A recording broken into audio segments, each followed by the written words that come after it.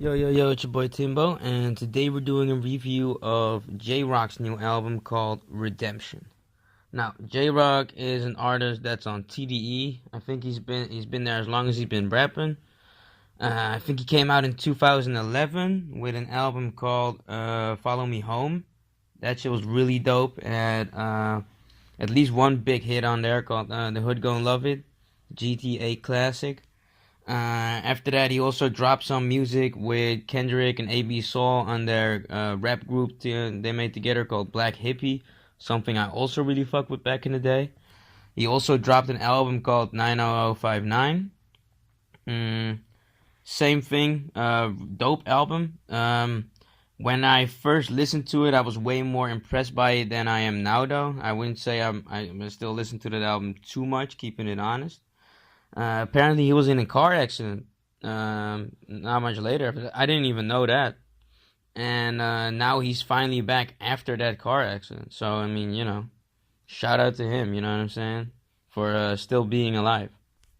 Now, over time, J Rock has proved himself to be a typical TDE artist, consistent, makes soulful West Coast music.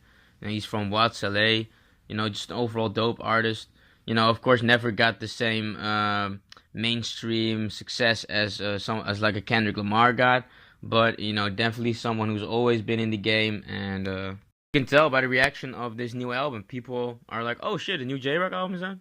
Better go listen to it." You know what I'm saying? So that's what we're gonna do right now. Okay, let's start. Track 1. Now the album starts off with a bunch of high-pitched sounds. Sounds a little grimy, pretty dope. Then a couple of snares kick in, and J-Rock starts spitting, and the entire beat pops off, and it starts off pretty dope, man. I kind of expected already that he would just make it like a big freestyle. I guess it's not literally a freestyle. There's a little hook in it, where he's like, "Bitch, where?" But overall the beat just sounds like a complete freestyle beat with the high pitched sounds. And he mostly just spits on here, man. And he spits about the stuff that you would expect from J-Rock. Just talking about that LA street shit. Pretty dope track. Didn't blow me away, but pretty dope track. Second track. Second track is called For What It's Worth. I just love this track already. It has an amazing, soulful intro. Samples by a guy called Ori, who's an Israeli guy, and the song is called Solo. Well, this beat, this sample beat is fucking amazing. It's maybe the best beat on the album. Really dope track where J-Rock goes in on just contemplating things in life back in the day. You know what I mean? There's this guy who fucked me over or whatever happened, and I'm thinking about getting this guy or whatever, but he knows people that I know, and it might be a problem, and it might get in the way of my rapping career. And chicks with ill intent are trying to set me up, but at the same time, it's not. It goes more through the mind of how he intends to approach those thoughts and things that are happening in his life, and how he wants to react to those, and how he used to react to those mostly, and how that has an effect on his life, because everything. All the way you think and the way you do always has an effect on how the way you handle things in life and the way your life goes. And J-Rock shows us this from an old school perspective, from back in the day when he was young, or a couple of years ago. I don't know. Okay, the third track is called "Knock It Off." Let me see that. Yeah, "Knock It Off." This track is more of like sort of a new school track. It sort of feels like he's sort of trying to blend in a little more with this one, with like the more with what the crowd's doing right now instead of just his usual style. It's not a bad song. The beat isn't horrible. The beat is, to me, just whatever to me. It's a good beat. It's not, but it doesn't really do anything for me. It has the hook where he's like, you ain't me, nigga, knock it off. I top off the drop off, like, drop off the top off. And I don't know. This isn't such a, this isn't really interesting, if you ask me. Not a bad song, but it's not what I'm looking for when I'm listening to J-Rock. Let's put it like this. Okay, the fourth track is called Tills, and this is definitely one of my favorite songs. There's a lot of good songs on this album, by the way. This is a dope album. The fourth song is called Tills. It has a really grimy beat, really dope, but like a a big ass subwoofer just fucking his original beat, and then he just has like a huge subwoofer just going right through that beat, and it just gives it a really nice, unorthodox, grimy sound, and it's just dope. He talks a lot about relationships between the police and the black community. Black lives matter out here, no way. The cops get promoted while the families gotta pray. Miss me with that Trump stuff. Like I feel like a lot of this is political. He talks about police brutality and a lot of that stuff, and just also just of course, the shit that goes on in his hood, because that's what J Rock mostly spits about, and also like he had some stuff to say about miss me with that Trump stuff, and I think that's just I think it's an interesting look, because it's just the hood mentality where it's like, I just need to get mine. That's the most important thing. You know what I mean? And all that other stuff, you can miss me with that. So that's basically what this song is about. Really dope beat, really dope song. Just overall a success. Okay, the next song is called Rotation 112. This is also more like sort of like a new age sort of song, sort of like new school type of song, like the third song, Knock It Off. This one is like that, but if you ask me, it's just done better, because like it starts off sort of with the same old kind of beat thing that you expect, and then it sort of changes right around like the I guess like the 40-second mark or something, and it starts to get a little more trippy and a little more, just a little more grimy. It sounds kind of like a Del the Funky Homo Sapien beat, if you know what I'm talking about. Like just like speezy, you know what I mean? It's not like it began like sort of like a real turn up beat where not the type of beat where you're like supposed to spit on, you know what I mean? And then like it slowly evolves into that type of beat. And it's just a dope song. And J Rock really spits on there. Okay, the next song is called Tap Out. It's with Jeremiah. Just like the old regular like R&B with a rap nigga type song. It's dope. It's sexy. You know what I mean? I'm sure this is gonna be one of those songs that a lot of people are just gonna keep listening to, because it's just an easy listen. You know what I mean? But it is a really dope song, and Jeremiah does his thing. And I would actually say that this sounds more like a Jeremiah feat J Rock song than a J Rock feat Jeremiah song. Okay, the next song is called Ozone, or Ozon, or Ozone.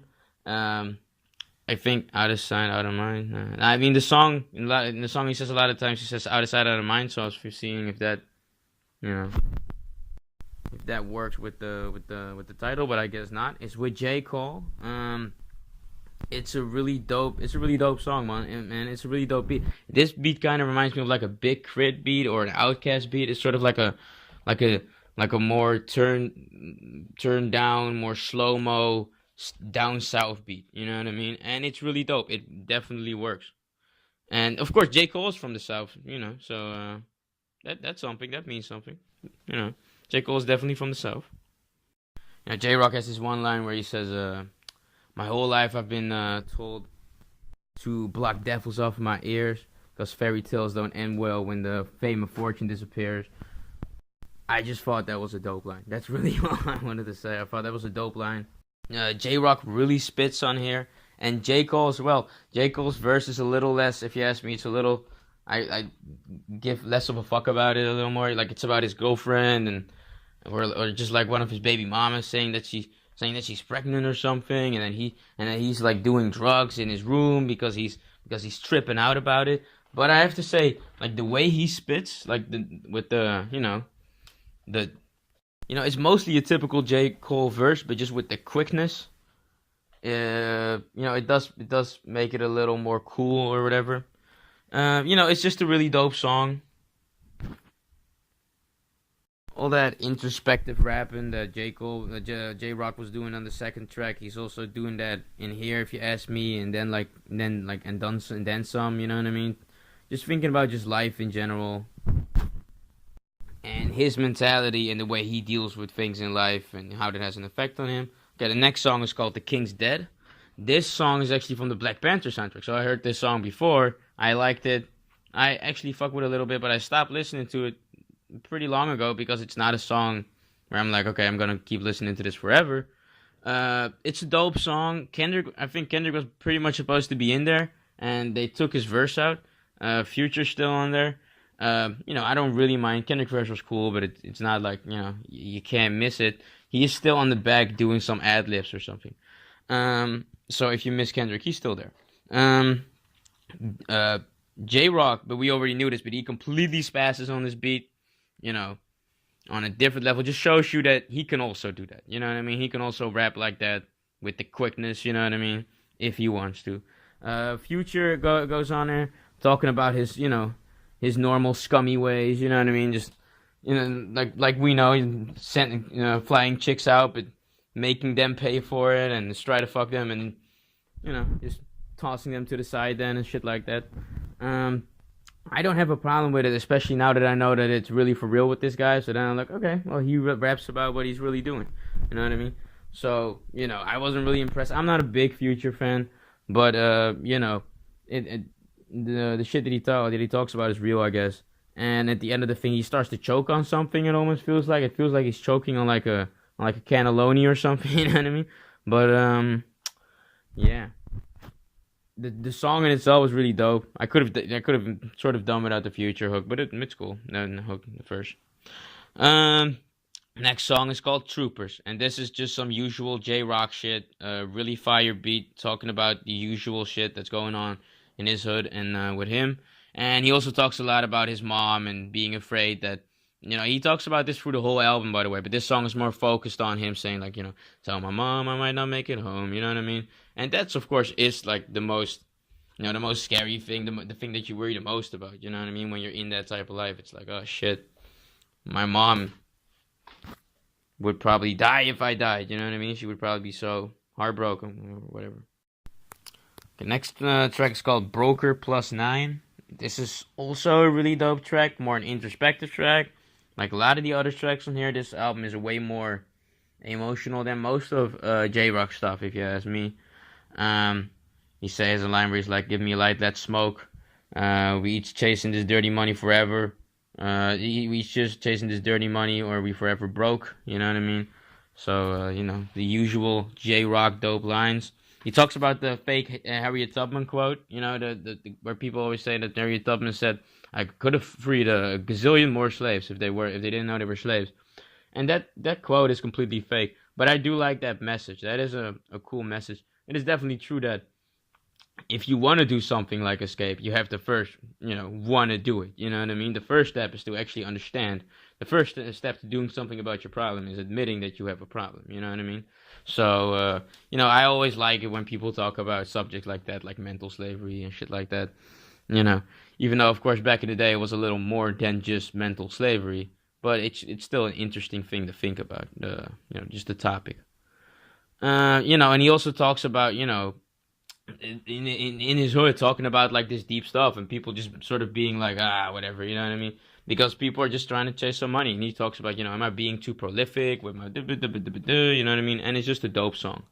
Okay, next song is called The Woe Freestyle with Kendrick Lamar. This is just a fun song, but it's funky as fuck, if you ask me. The thing starts off, I think, with Kendrick Lamar, and the first thing I think is like, oh shit, this is the hook.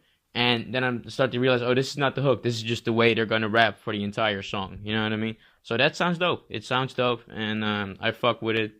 There's not much to say about this song, man. It's just funky. Next song after this is called Redemption. And man, when it comes to like emotional tracks, I mean, like I said, we've been hearing a lot of introspective tracks on this, a lot of more slowed down, down low beats where he just talks about his life and blah blah blah blah. Of course, that's what you expect from J Rock, but I would say it is a little more on this album. This one is really the grand entrance for that, if you ask me. It's called Redemption, like the album, and J Rock looks back on his accident, the car accident that he's been talking about, and where he apparently almost lost his life. And you know what I mean, just talking about how that affects him and how that changes him and how he starts to think about how, I mean, when you start thinking like, oh shit, I could have died tomorrow, when you start really realizing that always does something with you and always makes you think like, oh shit, maybe I should do this more before I'm gone, like we all will someday, you know what I mean? And talks about wanting to treat his girlfriend better, you know what I mean? Kendrick sneaks in again, I think, somewhere in the back. I think you hear him a little bit, that funny voice of him. I don't have a problem with it. SZA comes on it on the hook. She sounds really dope. That's just what I expected from her. Not much to say about that. She sounds good. She sounds good enough. The song is really dope. I just fuck with this. Now the last song is called "Win," and this one I like it. In the beginning, the first second I was like, okay, I'm gonna like this track because in the first second they're bringing in the trumpets. You know what I mean? You immediately hear a bunch of trumpets, and it's this is just like a turn up song. You know what I mean? But more of like I guess more of like an old school turn up song. It begins with J Rock screaming, "Get that and get the fuck out of the way, yo!" And you know, you need to win, win, win, win, win, win. I want you to win, win, win, win, win, win. Like that's the whole song. And also some Kendrick ad-libs in here. Kendrick sneaks in his album a bunch. If somebody would up to me, because in a big part of this song is just J-Rock screaming that you need to win for a pretty long time. Win, win, win. You have to win, win, win.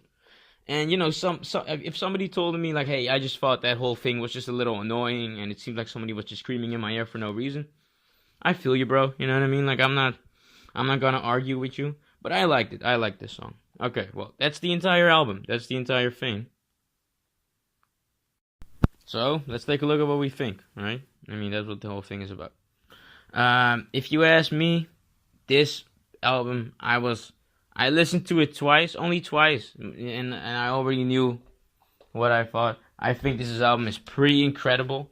I'm not gonna say it this early, but this could be one of, not that it really matters, but it could be that this, for me personally, goes down as his best album. Honestly, I liked all these other albums, and it is true that most of the time with J Rock, I always say that this one is his best one, blah blah blah blah blah.